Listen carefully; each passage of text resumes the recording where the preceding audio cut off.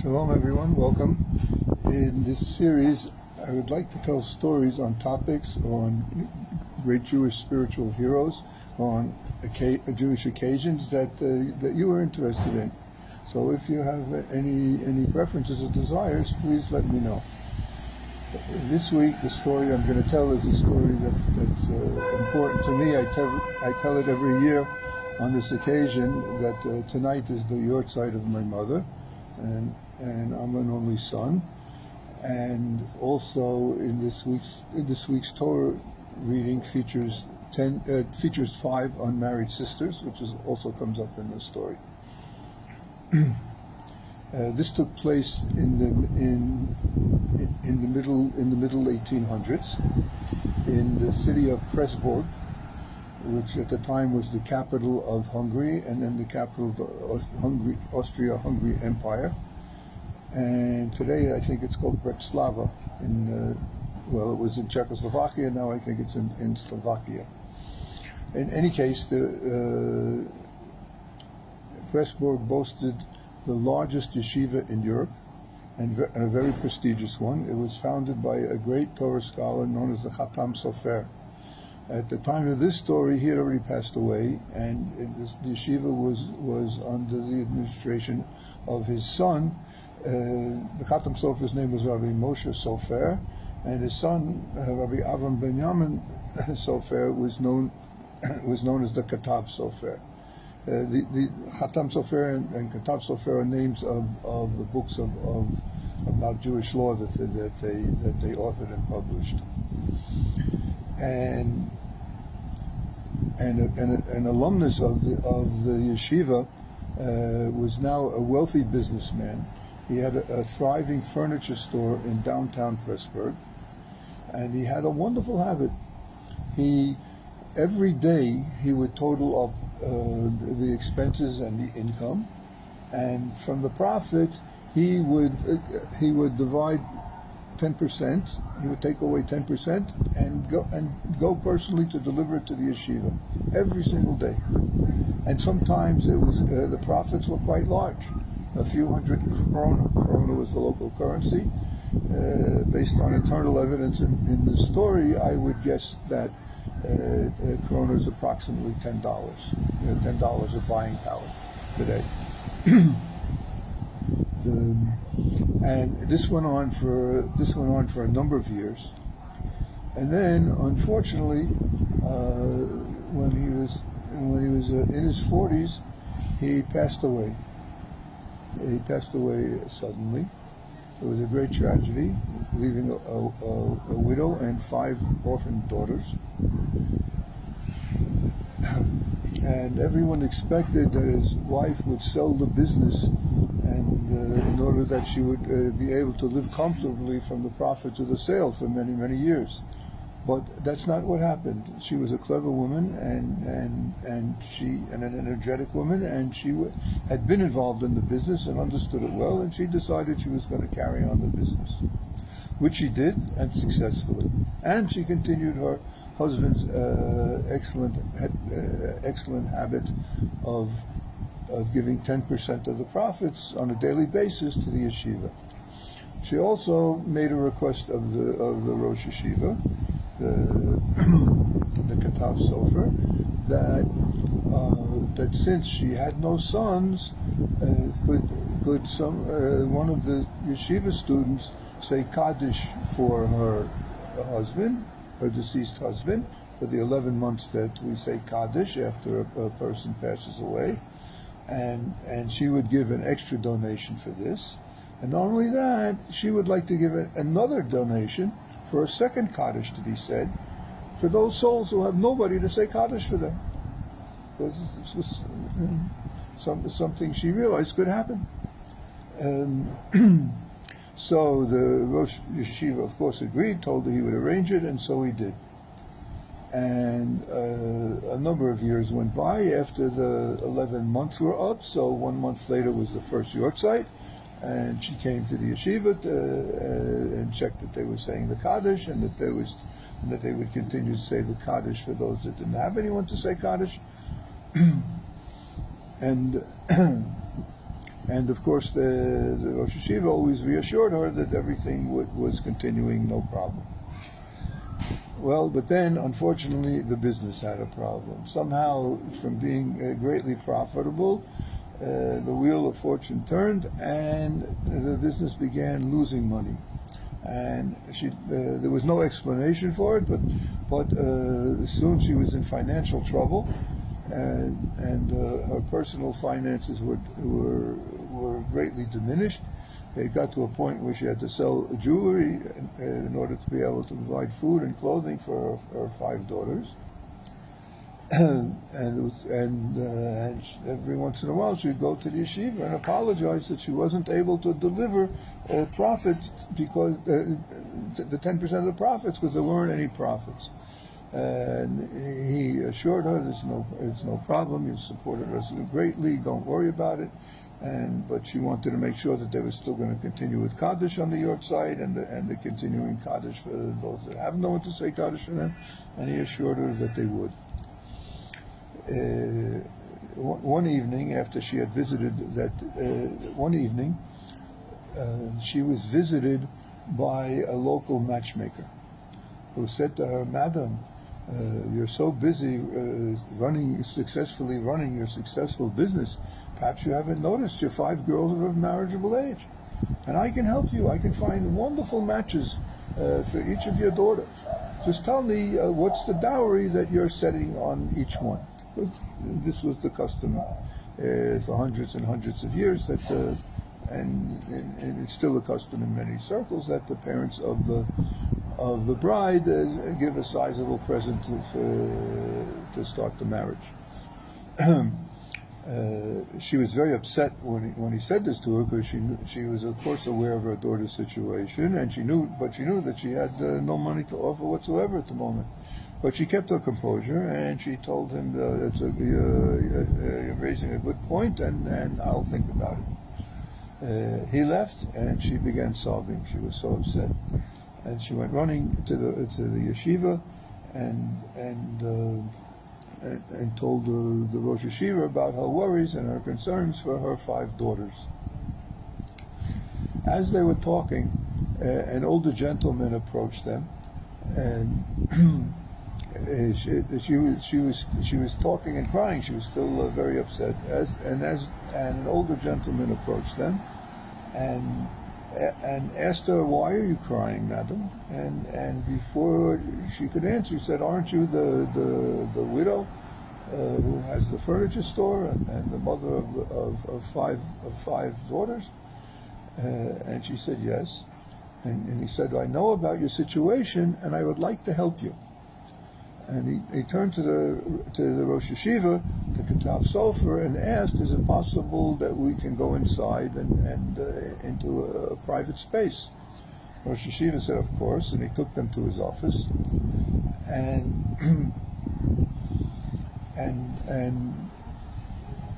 he said that, "I know that each of your daughters needs dowry. I'm sure they need 1,000 kroner, which I remember I mentioned is comparable to $10,000. They each need 1,000 kroner for the wedding, and another 1,000 kroner to set up a home, 2,000 kroner each. 5 daughters, that makes 10,000 kroner. And I'm sure you need another 10,000 kroner to get your business back on its feet. So that's 20,000 kroner. Well, I'm going to write you a check for 20,000 kroner." She was so astonished she couldn't say anything. The Rosh Yeshiva was also astonished. Then he took out his checkbook and a pen, but before writing the check, he turned to the Rosh Yeshiva and said, "Please, could you ask 2 of your veteran students to come be witnesses to this transaction?" So the Rosh Yeshiva sent for his two of his 5. He had 5 very excellent leading students. And he sent for 2 of them. One was his son, Rabbi Shimon Sofer, who became known as the Miktav Sofer after he started putting out his books of Jewish law. And the other was Rabbi Yosef Chaim Sonnenfeld, who in later years was to become very famous as the leader and eventually chief rabbi of the Ashkenazic Jewish community in the old city of Jerusalem. In fact, he was the leader of the Ashkenazi community for almost 60 years. And probably more children in Israel are named Yosef Chaim than any other name. This is just an aside, because not only he has the name, but also that's all the Ashkenazim, but the Sephardim like to name children Yosef Chaim after the Ben Ish Chai of Baghdad, a great Jewish scholar and Kabbalist. So, and it's from Rabbi Yosef Chaim Sonnenfeld that we know this story, and it also makes it possible to approximately date this story, because we know that he studied in the Pressburg Yeshiva from the years 1865 to the year 1869. So Rabbi Shimon and Rabbi Yosef Chaim joined them in the room, and the man wrote out a check for 20,000 krona. And before handing it to the widow, he asked the two rabbis, the two younger rabbis, to please sign on the back of the check as witnesses. And then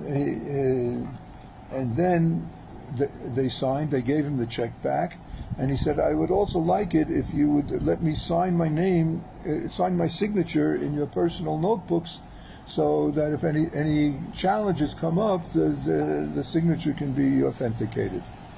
They did that also. He gave the check to the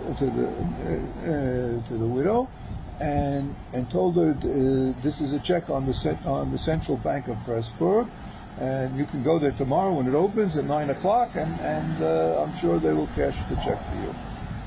And he walked out. And the four of them, the widow, the Rosh Yeshiva, and the two top students, were so stunned by this whole thing, they just stood there still and silent. All of a sudden, one of the two students, my guess would be Rabbi Shimon, the son of the Rosh Yeshiva, he jumped up and said, "Wow, a wealthy man like that, he can just pull out his checkbook and write a check for 20,000 krona. He could really help the yeshiva." And he went running outside to mention this to the man, but he couldn't find him. He had already disappeared. He was already out of sight.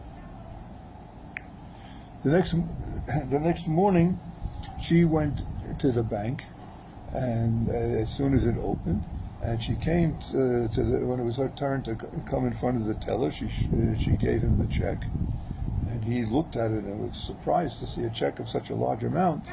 And he said to her, "Just wait, please, and I'll check the records to see if this account really has enough money to cover such a large check." He went, he checked, he came back, and he said, "Yes, there's enough money in the account, but because it's such a large check, I am not authorized to give you the money without the official approval of the bank president. He's sitting in the other side of the room. I'll go show him the check." So he went over there, and he said to the bank manager, "This woman wants to cash a very large check of 20,000 krona." And he showed him the check. The bank manager looked at the check and fainted. And pandemonium broke loose. Nobody knew what was going on. Everybody's running to and fro. The security people came over and asked what's going on, and people pointed to the woman and said she gave this. And they ran over, and they insisted that she go into a separate room, and they locked her in. And then went to try to clarify the situation. Meanwhile, a doctor was summoned, and he was able to quickly revive the bank president. And as soon as the bank president sat up and opened his eyes, he said, "Where's the woman that brought the check? I must speak to her. Please bring her to me." And they said, "Well, we locked her up because we didn't know what's going on." So he said, "No. This is a great, important, virtuous woman. You mustn't do that. Let her out." And so they did. She came to him, and he said, "Madam, please come into my office." And she said, "All right." And she went into the office with him, and he said, "Where did you get this check?" So she told him the whole story. that she told him how a man, an elderly man who she didn't know and had never seen before, said he wanted to help her and gave this check to help her get her business back on its feet, to help her marry off her daughters. But she doesn't know who he is or where he came from or where he went. And the man said, the bank president said, "Really, really?" And she said, "Yes, but I wasn't alone. The Rosh Hashiva, the famous Rabbi Schreiber, Rabbi Aaron Benjamin Schreiber, the Katav Sofer was there, and two of his students were there. And not only that, they have copies of his signature that he wrote in their personal notebooks." So that got him even more excited. And he sent someone to ask those two rabbis to please join them in his office, to come from the yeshiva to the bank and to join them in his office. While the messenger had gone to the bank, he sent another messenger to his house, and he asked his wife, who was not Jewish. He was Jewish, she was not. He asked his wife to please bring the photo albums. Then as soon as possible. Then the two rabbis came, and he said, this check of 20,000 kroner, it was written on our family account by my father. My father passed away nearly 10 years ago. So this is very incredible that he came to you to give this. He came to this woman to give the check. Let me ask you, if you saw a picture of him, would you recognize him? They all assured him that they would. So when his wife arrived and came in with the photo albums, he asked each of them to wait outside the room, and then to come in. Each of them to wait all of them to wait outside the room. And he spread a number of the photos on the table, and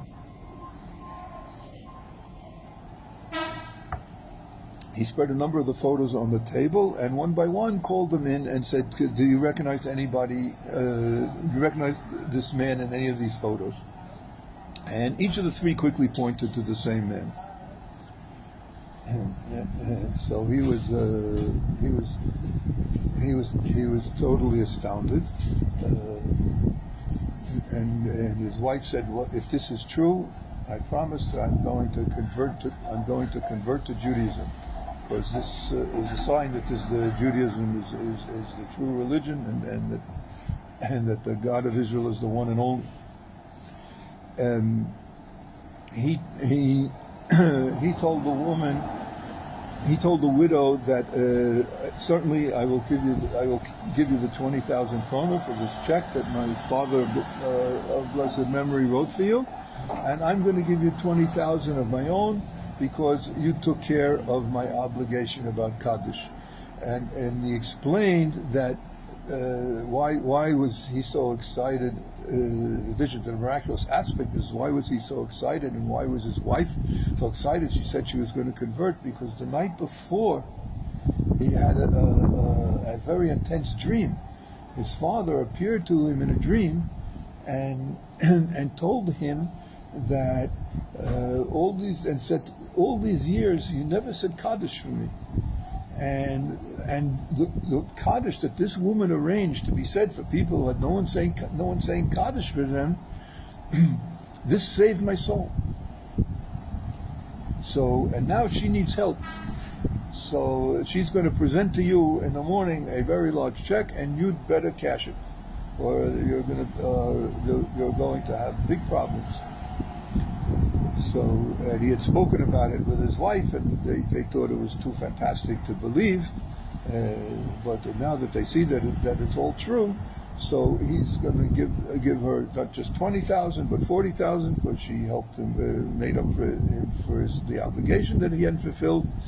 And then he turned to the two rabbis and said, "I hope that I also am promising to return to the ways of my family and my ways of my ancestors, and to properly observe all the mitzvot, And I hope that you two rabbis will teach my wife and I, or arrange for somebody to teach my wife and me about how to do this, how she should convert, and how we should live a good Jewish life.